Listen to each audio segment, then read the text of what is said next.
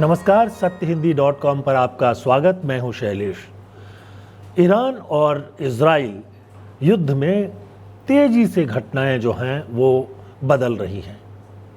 एक तरफ यूरोप में अमेरिकी राष्ट्रपति ट्रंप घिरते जा रहे हैं। आज इटली में ने कहा कि उसके ऊपर से जो अमेरिकी सैनिक विमान हैं वो नहीं उड़ पाएंगे। उसके पहले स्पेन, ब्रिटेन जैसे कई देश जो हैं इस युद्ध से अपने आप को अलग करने की घोषणा कर ही चुके हैं। नाटो एक तरह से अलग है। ट्रंप इस पूरे मुद्दे पर बौखलाए हुए लग रहे हैं। ट्रंप को कोई रास्ता दिखाई नहीं दे रहा है। एक तरफ वो युद्ध खत्म करना चाहते हैं और इसके बारे में बयान दे रहे हैं, तो दूसरी तरफ वो समझ नहीं पा रहे हैं कि आखिर वो इस युद्ध से निकलें कैसे। इज्जत बचाकर निकलने वाली जो बात होती है उसकी तलाश में लगे हुए हैं ट्रंप। अब जो ताज़ा खबरें अमेरिका से आ रही है वो ये बता रही हैं कि 6 अप्रैल तक ट्रंप इस युद्ध को ख़त्म कर देंगे। लेकिन जाहिर है कि वो चाहते हैं कि प्रतिष्ठा बचाने का कोई रास्ता मिल जाए, लेकिन ये रास्ता भी मिलता हुआ दिखाई नहीं दे रहा है, क्योंकि ईरान लगातार आक्रामक होता जा रहा है। ईरान ने हॉर्मुज समुद्री मार्ग में टैक्स वसूलने का के लिए जो कानून की ज़रूरत थी उसको पास कर दिया है। यानी ईरान की सरकार को, ईरान की संसद ने यह अधिकार दे दिया है कि अब वो हॉर्मुज से जो भी जहाज़ गुजरेंगे उनसे टैक्स वसूल सकता है। ये व्यवस्था पहले नहीं थी और जाहिर सी बात है कि दुनिया भर में 20% जो तेल की खपत है वो इसी हॉर्मुज से होकर दुनिया के देशों में जाता है। और ये ज़्यादातर तेल जो है चीन और जापान, भारत, पाकिस्तान, ये इस खित्ते के जो देश हैं वहाँ आता है, कुछ यूरोप में भी जाता है। तो अब ये एक नया संकट है। दूसरी तरफ इजराइल ने एक नया कानून पास कर दिया है जिसमें कि आतंकवादियों को मौत की सज़ा देने की व्यवस्था है। अब ये ऊपर से तो लगता है कि ये कानून जो है कोई बहुत गंभीर कानून नहीं है, आतंकवादी अगर हैं तो उनको मौत की सज़ा दी जा सकती है, लेकिन वास्तव में अगर इसके डिटेल में जाएं तो ये बहुत साफ है कि ये वेस्ट बैंक में जो फ़िलिस्तीनी हैं उनके ऊपर जो मामले चल रहे हैं उन पर ही मुख्य रूप से लागू होगा। ये ज़्यादातर मामले जो हैं ईरान के इजराइल के मिलिट्री कोर्ट में चलते हैं और इसमें ये कानून में कहा गया है कि घातक आतंकवादी हमलों के लिए दोषी ठहराए गए फ़िलिस्तीनियों को अनिवार्य रूप से फांसी की सज़ा देनी होगी। यानी अब तक जो था कि कोर्ट अगर चाहे वो मिलिट्री कोर्ट ही हो तो वो फांसी की सज़ा दे, लेकिन अब उन्होंने कर दिया है कि अगर किसी इजरायली के जान को नुकसान पहुंचा है तो उसमें निश्चित तौर पर फांसी की सज़ा ही दी जाएगी। अब ये कानून वैसे इजरायली नागरिकों पर लागू नहीं होगा, क्योंकि इसमें व्यवस्था ये है कि इजरायली नागरिकों पर अगर हमला हुआ, उनकी हत्या होती है तो उसमें ये कानून जो है लागू होगा। तो ये एक मुद्दा है। अब इसके अलावा ये कहा गया है कि ये सज़ा जो है ज़्यादा आमतौर पे 90 दिन या अधिक से अधिक 180 दिन में लागू कर दी जाएगी।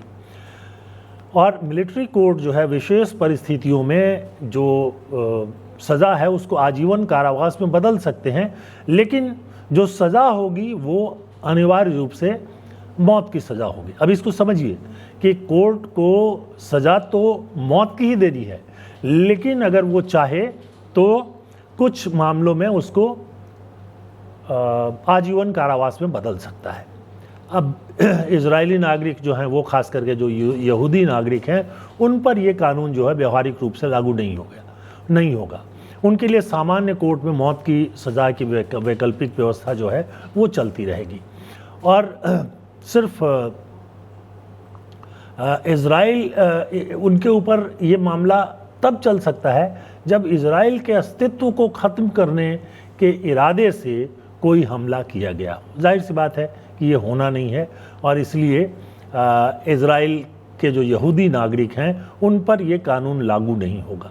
अब पूरी दुनिया जो है इस कानून को भेदभावपूर्ण बता रही है। यह कानून सिर्फ फिलिस्तीनियों को निशाना बनाता है, ये तो तय है।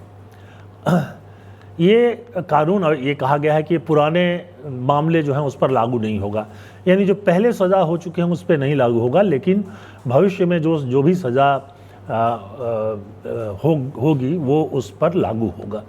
ये इज़राइल के संसद में ये जो है कानून 62 वोटों के मुकाबले 48 से पास हो गया, यानी 62 सांसदों ने समर्थन किया, 48 ने विरोध किया, और प्रधानमंत्री बेंजामिन नेतन्याहू खुद वोट देने के लिए वहाँ मौजूद थे। इज़राइल के सैनिक अदालतों में जो मामले जाते हैं उनमें से 96% मामले में अगर फ़िलिस्तीनी पर आरोप लगा है तो उनको सज़ा मिलती है।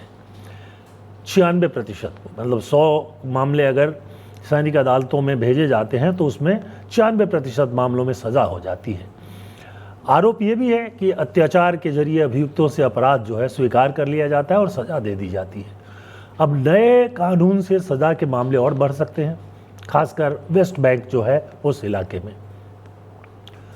अब जो दुनिया भर के कानून विशेषज्ञ हैं वो बता रहे हैं कि ये चौथे जेनेवा कन्वेंशन के खिलाफ है। यूनाइटेड नेशंस के विशेषज्ञ और ह्यूमन राइट्स ग्रुप्स जो हैं वो इसे टॉर्चर और क्रूएल पनिशमेंट, यानी अत्याचार और बहुत ही निर्मम सज़ा बता रहे हैं, और डिस्क्रिमिनेटरी यानी भेदभावपूर्ण जो है वो तो कह ही रहे हैं। हमास ने इसके विरोध में अटैक का आह्वान किया है, ये एक अलग ये है, लेकिन फिलिस्तीनियों का संगठन है हमास। आलोचक कहते हैं कि ये टेररिज्म को ख़त्म नहीं करेगा कानून, बल्कि हिंसा का जो चक्र वहाँ चल रहा है, चक्र से मतलब है कि एक तरफ एक बार इजराइल हमला करता है, फिर हमास के लोग या जो फ़िलिस्तीन के लोग हैं वो हमला करते हैं, और ये चक्र जो है लंबे समय से चलता जा रहा है, ये और बढ़ा देगा। इजराइल की जो विपक्षी पार्टियां हैं और इजराइल के जो ह्यूमन राइट्स ग्रुप हैं, उन सभी लोगों ने इसका विरोध किया और ये कहा है कि सुप्रीम कोर्ट में आवेदन करेंगे, और उन्होंने ये भी कहा कि ये नस्ल विरोधी है और रेसिस्ट है कानून। कुल मिलाकर के ये जो दाएं बाजू की सरकार है उसकी एक तरह की जीत है, लेकिन इजराइल में जो लोकतंत्र है और जो उसका जो अंतर्राष्ट्रीय इमेज है उसको बहुत नुकसान पहुंचेगा, ये तो तय लग रहा है। अब देखते हैं कि कितने कैदी हैं इजराइल के जेलों में। तो मार्च 26 तक का मतलब लगभग इस महीने तक का की रिपोर्ट जो है वो जो मौजूद है सोशल मीडिया पर, उसके हिसाब से करीब 9,446 फ़िलिस्तीनी जो हैं इजराइल के जेलों में बंद हैं। इनमें 4,691 ऐसे हैं जिन पर अभी तक कोई चार्ज भी नहीं लगाया गया है और कोई अदालती ट्रायल जो है या कार्रवाई जो है वो नहीं हुई है, वो बंद है सिर्फ। दिसंबर 25 में 1,477 गाजा के नागरिक जो है जेलों में थे। मार्च 2026 में लगभग इतने ही कैदी सेना के कैंपों में, यानी सेना का अपना जेल है उसमें भी थे। सामान्य जेलों में करीब 1,500 कैदी थे। और 7 अक्टूबर 23 के बाद, यानी जब हमला हुआ था इजराइल पर, उसके बाद जो है कैदियों की संख्या बहुत बढ़ी है और बड़ी संख्या में कैदी जो है प्रशासनिक जेलों में है, यानी जो प्रशासनिक जेल में होते हैं उन पर ट्रायल भी नहीं होता है। ये कानून जो है सिर्फ उन्हीं लोगों पर लागू होगा जिन्हें मिलिट्री कोर्ट में घातक मामलों में इजरायलियों की जान लेने के आरोप में सज़ा होगी।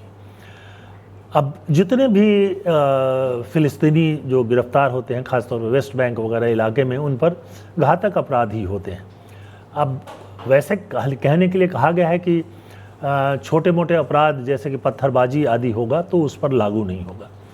अब गाजा के जो अपराधी हैं अक्सर अलग सैनिक केंद्र में रखे जाते हैं।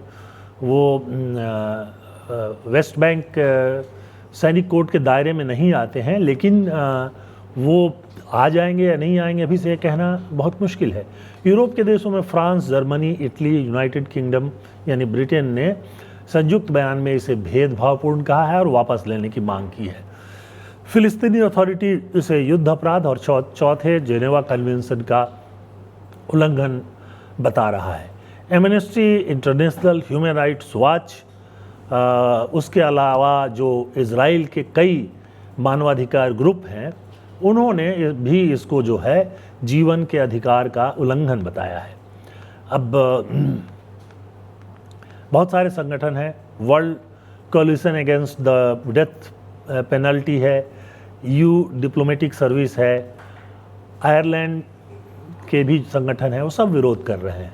लेकिन ताज्जुब की बात है कि अमेरिका जो है इसकी आलोचना भी नहीं कर रहा है, यानी सहमत है। तो बहरहाल एक तो ये खतरनाक कानून आया है, दूसरी तरफ ईरान ने हॉर्मुज़ में टैक्स वसूलने की घोषणा कर दी है, तीसरी तरफ कोशिश करके और चाह करके भी अंदर चाह करके भी ट्रंप इस युद्ध से निकल नहीं पा रहे हैं। वो ये सोच रहे थे कि नाटो के देश जो हैं वो बिना शर्त उनके साथ आ जाएंगे, कम से कम हॉर्मुज़ को खोलने के मामले पर आ जाएंगे और इस तरह से वो आसानी से ईरान के ऊपर जीत हासिल कर लेंगे। अब और कुछ नहीं हो पा रहा है, तो ये भी चर्चा चल रही है कि ट्रंप ये सोच रहे हैं कि ये युद्ध का जो खर्च है उसकी वसूली अरब देशों से करेंगे, यानी ये सऊदी अरेबिया, कुवैत और ये सब जो बाकी आसपास के देश हैं जहाँ से ईरान पर हमले हो रहे हैं। तो एक तरफ वो तो इनके सैनिक अड्डा बने ही हुए हैं और दूसरी तरफ उनको युद्ध का खर्च देने के लिए भी तैयार रहना पड़ेगा। लेकिन इन सब के बावजूद एक बात बहुत साफ सामने आ रही है कि ईरान झुकने के लिए तैयार नहीं है और इसलिए ट्रंप को सम्मानजनक रास्ता नहीं मिल रहा है इस युद्ध से निकलने का।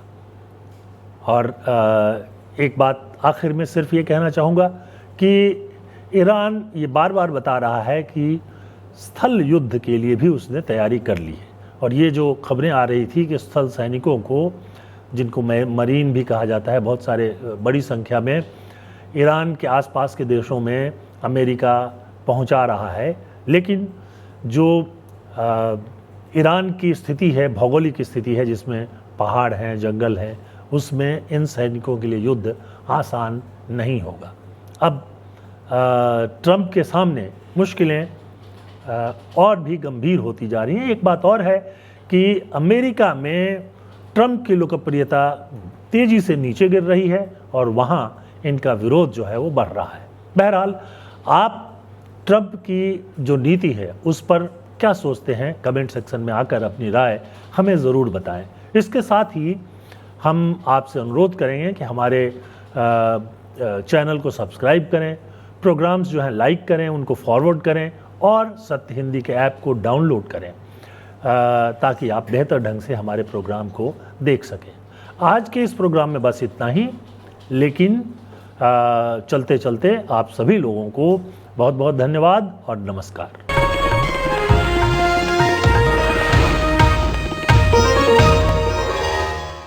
Copyright disclaimer under Section 107 of the Copyright Act 1976. Allowance is made for fair use for purposes such as criticism, comment, news reporting, scholarship, and research. Fair use is a use permitted by copyright statute that might otherwise be infringing.